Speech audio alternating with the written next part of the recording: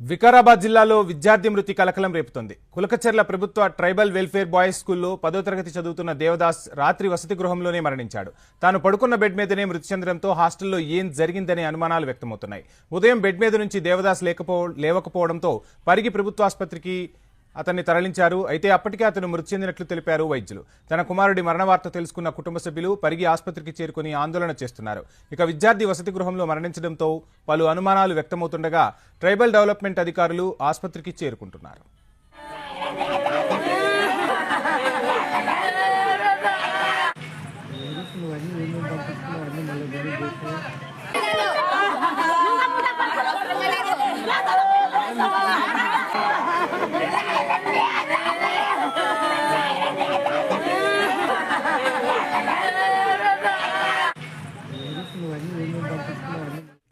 వికారాబాద్ జిల్లాలో విద్యార్థి మృతి కలకలం రేపుతుంది. కులకచెర్ల ప్రభుత్వ ట్రైబల్ వెల్ఫేర్ బాయ్స్ స్కూల్లో 10వ తరగతి చదువుతున్న దేవదాస్ రాత్రి వసతి గృహంలోనే మరణించినట్టుగా తెలుస్తోంది.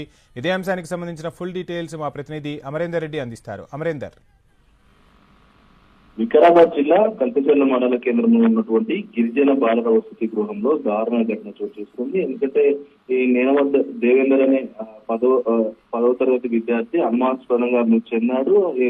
దేవేందర్ చుట్టుపక్కల ఉన్న వారి మీద పోలీసులకు వైపు అనుమానాలు అయితే వ్యక్తమవుతున్నాయి. అయితే రాత్రి పడుకొని విద్యార్థి తెల్లవారు లేవకపోవడంతో పరిగి ప్రభుత్వ హాస్పిటల్ కి హాస్టల్ సిబ్బంది కూడా తరలించారు. అయితే కొన్ని గంటల ముందే మృతి చెందినట్లుగా వైద్యులు అయితే నిర్ధారించారు. అయితే వసతి గృహంలో ఏదో జరిగిందని అయితే ప్రస్తుతం విద్యార్థి కుటుంబ సభ్యులు అయితే ఒకవైపు అనుమానాలు అయితే వ్యక్తం చేస్తున్నారు. వసతి గృహంలో ఎలాంటి గొడవ జరగలేదనేది తోటి విద్యార్థులు చెప్తున్నారు. కానీ అసలు ఎట్లా మరణించాలనేది ప్రస్తుతం కృష్ణ నెలకొన్న నేపథ్యంలో పరిగి ప్రభుత్వ ఆసుపత్రిలో ప్రస్తుతం విద్యార్థి కుటుంబ సభ్యులు ఇటు సన్నిహితులు అయితే ఆందోళన అయితే చేస్తా ఉన్నారు. అయితే ప్రస్తుతానికి ఆసుపత్రికి డిటిఓ అయినటువంటి జిల్లా ట్రైబల్ సంబంధించిన డెవలప్మెంట్ అధికారి కమలాకర్ రెడ్డి కూడా చేరుకున్నారు. అసలు హాస్టల్ వార్డెన్ ని అడిగి వివరాలు కూడా తెలుసుకున్నారు. అయితే దేవేందర్ తో ఎవరు చనువుగా ఉంటారు, ఎవరెవరు ఏదైతే అతనికి సంబంధించి వ్యతిరేకంగా ఉంటారన్న దూరంలో ఒకవైపు హాస్టల్ వార్డెన్ అడిగి కూడా తెలుసుకోవడంతో పాటు పనివారిని కూడా అడిగి తెలుసుకున్నారు. ఎందుకంటే అనుమానాస్పద మృతి కావడంతో దేవేందర్ కుటుంబ సభ్యులు ఇప్పటికే